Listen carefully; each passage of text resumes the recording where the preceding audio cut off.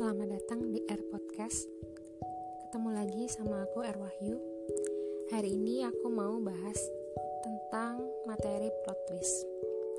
Jadi, apakah plot twist itu? Plot twist adalah perubahan mendadak dari arah plot atau cerita yang membuat pembaca terkejut. Jadi, kalau seumpama di hidup kita itu ada sesuatu yang gak berjalan sesuai dengan arah, itu anggap aja sebagai plot twist. Ya, contohnya kita kepingin sesuatu, misalnya kita pingin jadi dokter tapi nggak kesampaian, ya anggaplah itu plot twist. Ada beberapa plot twist ini adalah bagian yang menjadi ciri khas dari genre misteri, tapi dia juga bisa muncul di genre-genre lainnya, di romance bisa, fantasi bisa, action bisa, hampir semua cerita tuh bisa dimasukin plot twist. Tapi kebanyakan dia itu menjadi ciri khas dari cerita bergenre misteri. Jadi ada beberapa jenis plot twist. Di sini ada berapa? 5 plot twist yang mau aku jelaskan. Pertama, sebelum belajar plot twist kita harus belajar tentang cara berpikir pembaca. Jadi pembaca itu biasanya pikirannya lempeng-lempeng aja. Mereka itu menganggap sesuatu yang terjadi itu ya lurus-lurus aja gitu. Jadi tokoh utama itu biasanya adalah protagonis. Dia masih hidup, sehat jasmani dan rohaninya, nggak punya kembaran, identitasnya asli sesuai apa yang dia katakan, dan juga jujur dalam setiap perkataannya.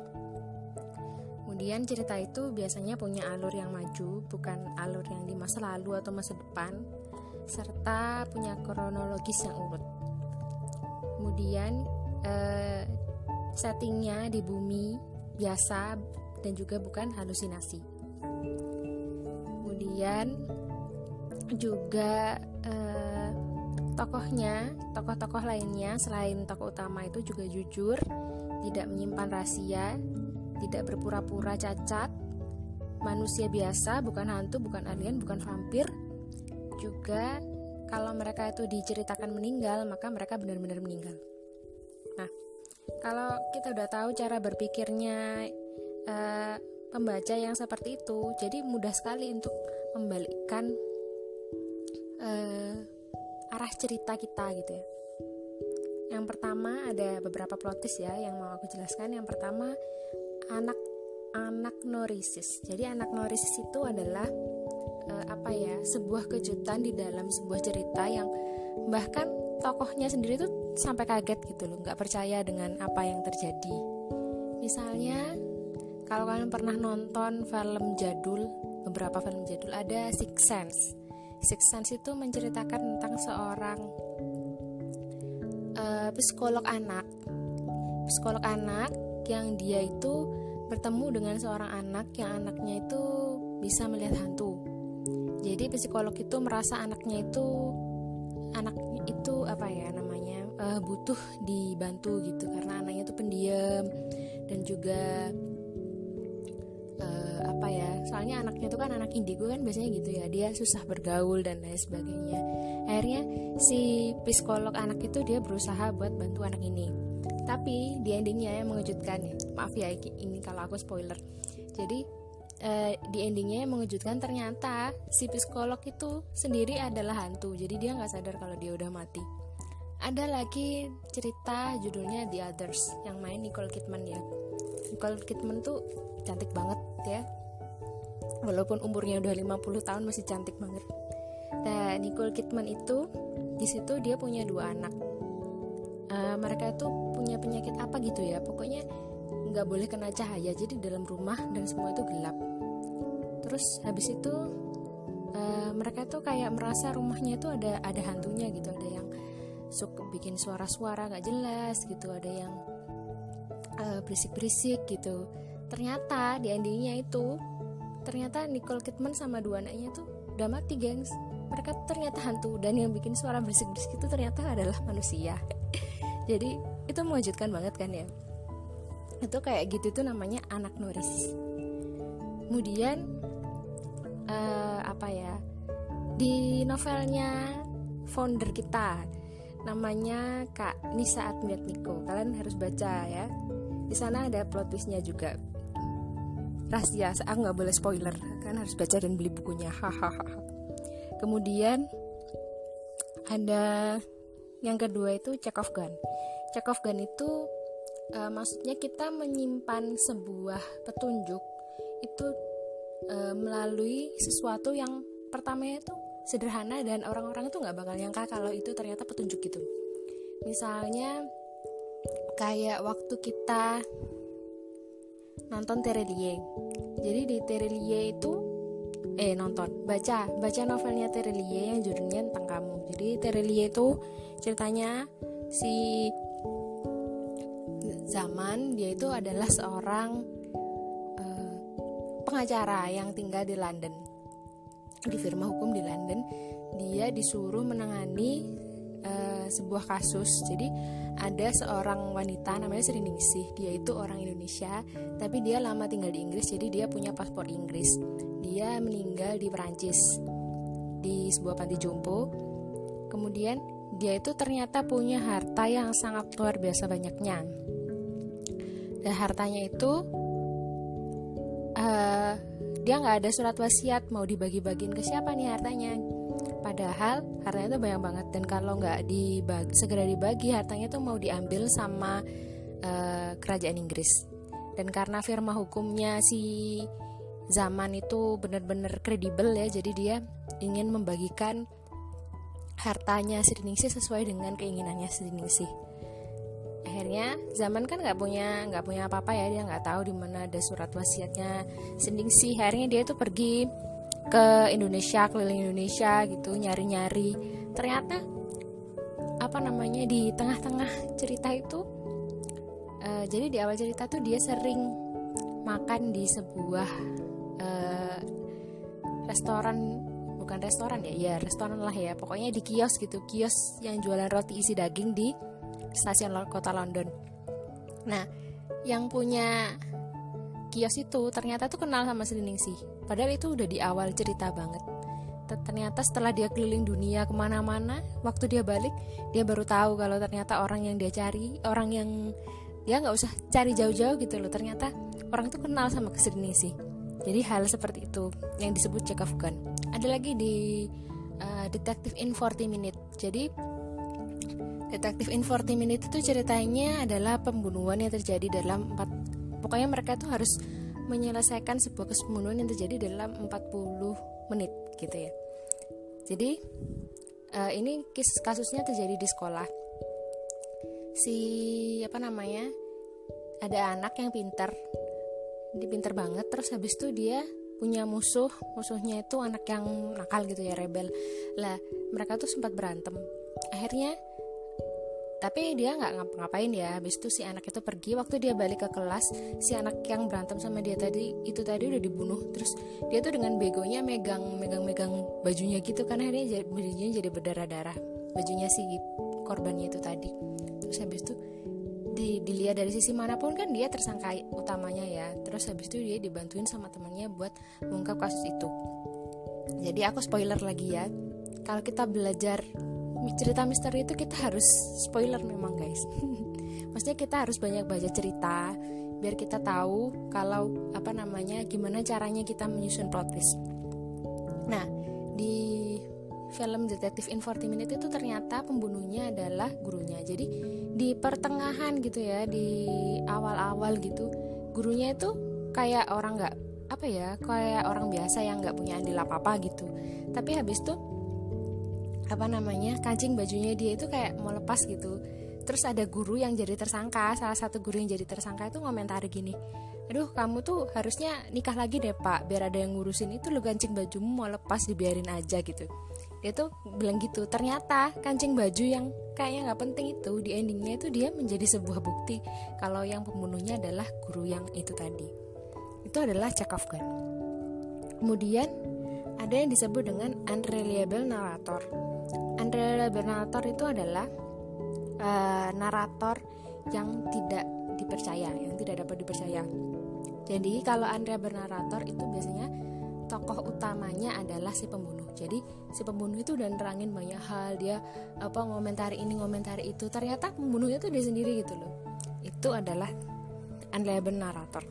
Contohnya ada nih di cerpen aku promosi ya, cerpen aku yang ada di worknya HMT, di akunnya WWG, kalian boleh baca itu adalah salah satu contoh tentang cerita yang pakai plot twist unreliable narrator. Kemudian ada plot twist karakter. Oke, ini plot twist karakter ini sering dipakai juga di genre romance ya, kayak yang itu loh pacarku Pisco gitu kan, cowokku Pisco kayak gitu-gitu. Jadi karakter yang kelihatannya baik ternyata dia mempunyai sisi kelam, kayak seperti itu yang namanya plot twist karakter. Jadi ada banyak cerita-cerita yang kayak gini ya, yang tokohnya itu terlihat baik tapi ternyata dia menyimpan maksud tertentu. Kayak novel romance yang aku paling suka, judulnya bukan novel ya, webtoon dan juga sudah diangkat jadi drama. Yang main itu namanya siapa ya, lupa aku ya, pokoknya ganteng. Dia itu jadi Chase in the Trap judulnya. Chase in the Trap itu tokoh utamanya namanya Jung itu suka sama Soul gitu kan. Padahal awalnya itu Jung gak suka sama Soul, tapi Soul tuh merasa aneh, tiba-tiba kok kakak kelasnya tuh jadi suka sama dia, jadi baik sama dia, padahal awal-awal tuh enggak gitu loh. Terus habis itu dia juga banyak kecurigaan, soalnya kayaknya si kakak kelasnya tuh punya sifat yang berbeda gitu dengan yang selama ini dia tunjukkan. Nah, itu namanya plot twist karakter. Terus ada lagi yang namanya red herring dan foreshadowing. Jadi red herring dan foreshadowing itu apa? Red herring itu adalah petunjuk yang asli. Red herring itu adalah petunjuk yang palsu. Kalau foreshadowing itu adalah petunjuk yang asli. Jadi ketika kedua buah petunjuk itu kita campur menjadi satu di dalam sebuah cerita, itu pembaca nggak akan bisa tahu yang mana yang asli dan mana yang palsu, gitu kan? Jadi kalau kita nulis cerita misteri itu sebenarnya gampang. Kita cukup punya satu korban, kemudian 3 tersangka ya minimal.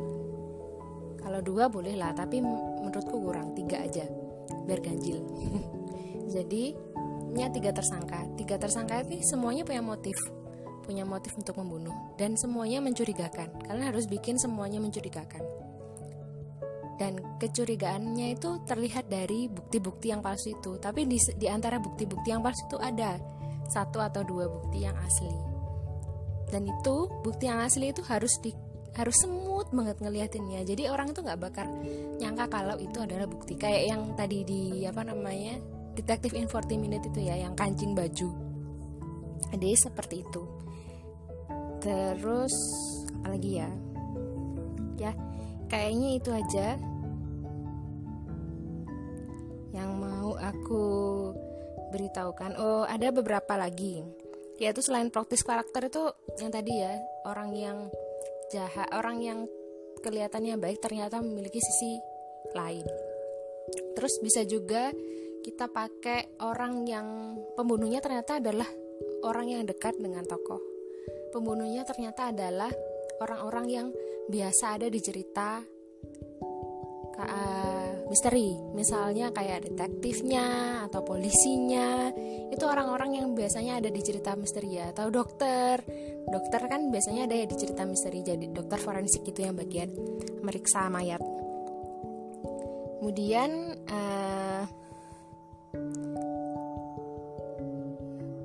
pelaku yang seharusnya sudah mati. Ada nih cerita kayak gini, pelaku yang sudah mati itu tapi dia bisa bunuh orang. Jadi itu salah satu cerita di di komiknya KID. Jadi aku suka baca komik KID, namanya, kalian bisa browsing di Google ya. Komiknya itu misteri tapi satu komik itu biasanya ada 2 cerita, dan ceritanya itu memorable banget menurut aku. Aku suka banget sama kasus-kasusnya dan cara dia memainkan emosi kita, memainkan plot twistnya gitu, keren banget. Jadi kalau kalian mau belajar caranya nulis plot twist itu gimana, kalian harus baca komiknya. Yang nulis namanya Motohiro Kato. dia juga nulis komik lain yang judulnya CMB, itu juga sejenis. Cuma kalau KID itu dia tokoh utamanya MIT gitu ya, lulusan MIT, jadi sainis banget, scientific banget gitu. Tapi kalau yang CMB itu dia ahli sejarah yang ininya, tokoh utamanya. Jadi kayak IPS banget gitu ceritanya. Terus ada lagi Rocketman yang ngarang juga Motohiro Kato. Jadi 3 komik ini yang aku baca dari Motohiro Kato dan bagus banget pokoknya. Plot twistnya itu nendang banget. Kalian harus belajar plot twist dari komik itu. Terus habis itu apa lagi ya? Itu aja deh kayaknya. Plot twist alibi gitu ya. Oh, ini ada plot twist alibi. Ini sering pakai di Conan ya. Jadi kayaknya si pembunuh itu alibi. Alibi itu artinya gini, sedang melakukan hal lain atau berada di tempat lain ketika sebuah kejadian itu terjadi. Itu namanya alibi. Jadi kalau sebuah kejadian pembunuhan terjadi, orang itu lagi ngapain gitu sama orang lain yang dia punya saksi mata dan bisa membuktikan bahwa orang itu sama dia, atau dia lagi ngapain gitu ya, pokoknya dia lagi di tempat yang jauh yang nggak ada di sekitar kasus pembunuhan itu namanya alibi. Kalau detektif Conan itu sering banget pakai cara ini. Jadi misalkan pakai trik-trik kasus pembunuhan gitu ya, tapi sebenarnya kalau kita baca ceritanya Agatha Christie, sebenarnya nggak terlalu penting gitu ya, alibi itu nggak terlalu penting ada. Bahkan kalau di Agatha Christie itu kita bisa membuat mengungkap sebuah kasus itu tanpa melakukan penyelidikan kayak gitu, cuman wawancara doang tuh kita udah bisa menyimpulkannya gitu ya, menyimpulkan siapa pelakunya karena kita membaca psikologinya dari si pembunuh.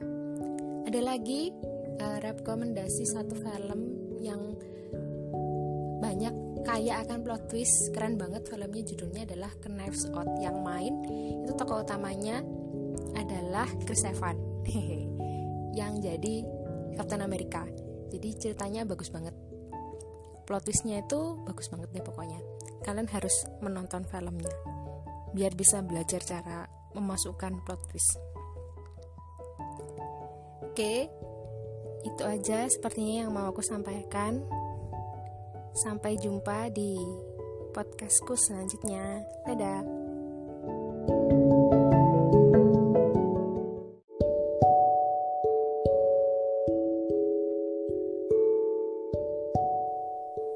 Halo guys, selamat datang di Air Podcast.